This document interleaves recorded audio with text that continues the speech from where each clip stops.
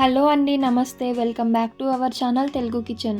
ఈరోజు వీడియోలో నేను మీతో పన్నీర్ బటర్ మసాలా కర్రీని పర్ఫెక్ట్గా చాలా రుచికరంగా ఎలా ప్రిపేర్ చేయాలి అని చూపించబోతున్నాను. ఈ పన్నీర్ కర్రీని చపాతీలోకి, రైస్లోకి, బిర్యానీలోకి అయినా సరే సైడ్ డిష్గా సూపర్గా అదిరిపోతుందన్నమాట. అండ్ చేయడం కూడా అంత కష్టమేం కాదండి. ఫస్ట్ టైం ప్రిపేర్ చేసే వాళ్ళకి కూడా ఈ వీడియో చాలా బాగా హెల్ప్ అవుతుంది. మనం పన్నీర్ బటర్ మసాలా కర్రీని ఈ ప్రాసెస్లో ప్రిపేర్ చేయడం వల్ల అసలు పన్నీర్ అంటేనే నచ్చని వాళ్ళు కూడా చాలా ఇష్టంగా తింటారు. అంతేకాకుండా పన్నీర్ కర్రీకి ఫ్యాన్స్ కూడా అయిపోతారు. ఇక్కడ నేను పన్నీర్ కర్రీని బిర్యానీ రైస్తో సర్వ్ చేసుకున్నాను. టేస్ట్ అయితే చాలా బాగుంది. సో ఇక లేట్ చేయకుండా ఎంతో టేస్టీగా పన్నీర్ గ్రేవీ కర్రీని రెస్టారెంట్ స్టైల్లో మనం ప్రిపేర్ చేసేద్దాం. ఫస్ట్ ఈ కర్రీ ప్రిపేర్ చేసుకోవడానికి మనం ముందుగా గ్రేవీ కోసమని మసాలాని ప్రిపేర్ చేసుకుందాం. సో ఇప్పుడు ఒక పెద్ద సైజు ఉల్లిపాయ, అలాగే 2 మీడియం సైజు టమాటాలని తీసుకోండి. ఈ ఉల్లిపాయ టమాటాలని చిన్న చిన్న ముక్కలుగా కట్ చేసుకోండి.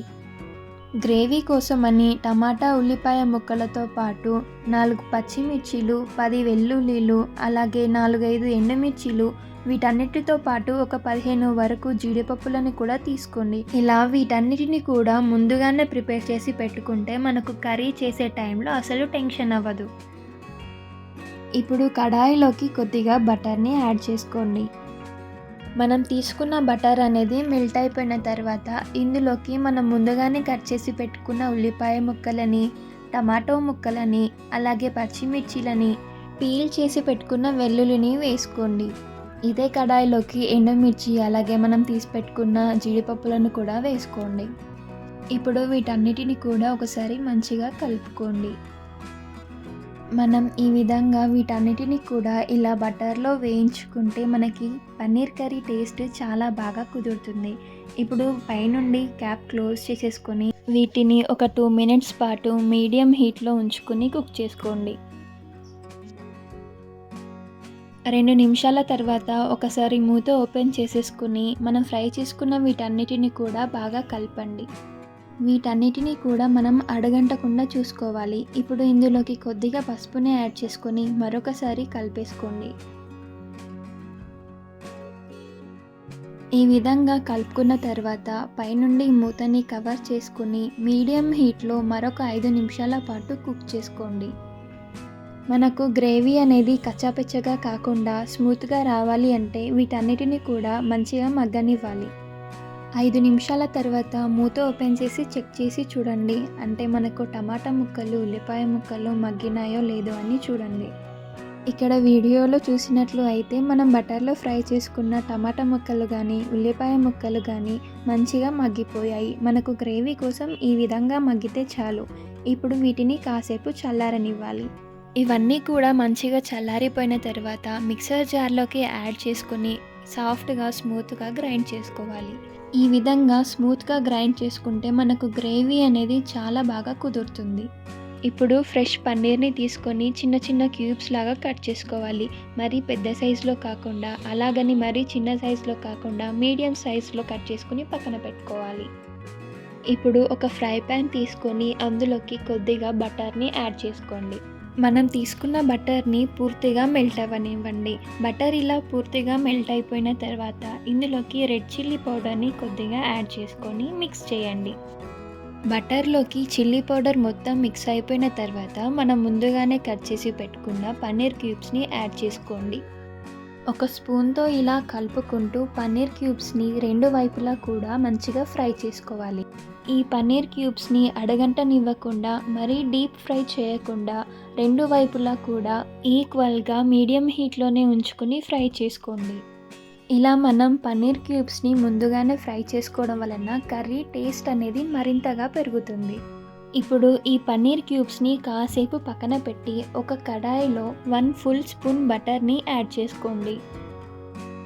ఇలా బటర్ మొత్తం మెల్ట్ అయిపోయిన తర్వాత ఇందులోకి 3 నుండి 4 వరకు బిర్యానీ ఆకులని యాడ్ చేసుకోండి. ఒకవేళ మీకు పన్నీర్ కర్రీ అనేది మరింత స్పైసీగా కావాలి అంటే ఈ బిర్యానీ ఆకులతో పాటు బిర్యానీ స్పైసెస్ అన్నిటినీ కూడా బటర్లో ఫ్రై చేసుకోవచ్చు. ఆ తరువాత కడాయిలోకి మనం గ్రైండ్ చేసి పెట్టుకున్న గ్రేవీని వేసుకోండి.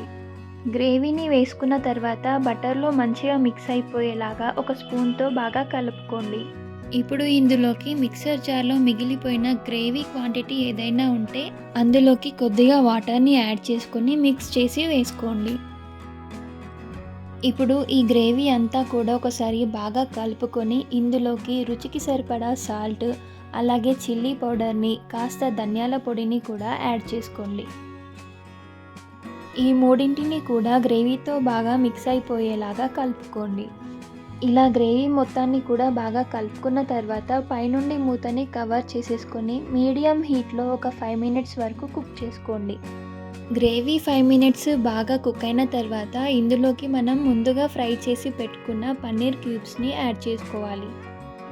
ఇప్పుడు ఈ పన్నీర్ క్యూబ్స్ని గ్రేవీతో పాటు మంచిగా కలిసిపోయేలాగా మిక్స్ చేసేసుకోండి.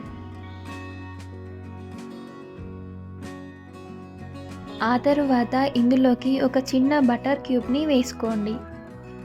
ఇలా మనం కర్రీలో బటర్ క్యూబ్ని వేసుకోవడం వలన టేస్ట్ మరింతగా పెరుగుతుంది. పైనుండి మూతని కవర్ చేసుకొని మరో 2 నిమిషాల పాటు మీడియం హీట్లో కుక్ చేసుకుంటే బటర్ మొత్తం కూడా అందులో మెల్ట్ అయిపోతుంది.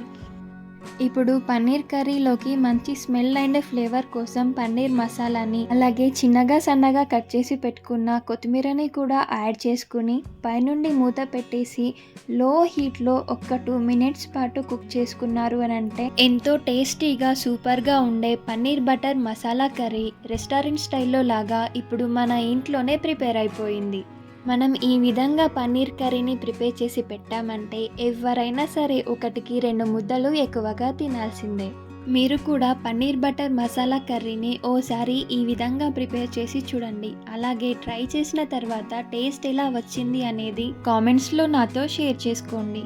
ఈ పన్నీర్ కర్రీని మీకు తెలిసిన పన్నీర్ లవర్స్ ఎవరైనా ఉంటే వాళ్ళకు ఖచ్చితంగా షేర్ చేయండి. అలాగే మీకు ఈ రెసిపీ నచ్చితే వీడియోకి ఒక లైక్ కొట్టండి. ఒకవేళ మీరు గనక మన ఛానల్ని ఫస్ట్ టైం చూస్తున్నట్టు అయితే మరిన్ని రెసిపీస్ కోసం మన ఛానల్ తెలుగు కిచెన్ని సబ్స్క్రైబ్ చేసుకుని పక్కనే ఉన్న బెల్ ఐకాన్ని యాక్టివ్ చేయండి. Thanks for watching this video. Bye bye.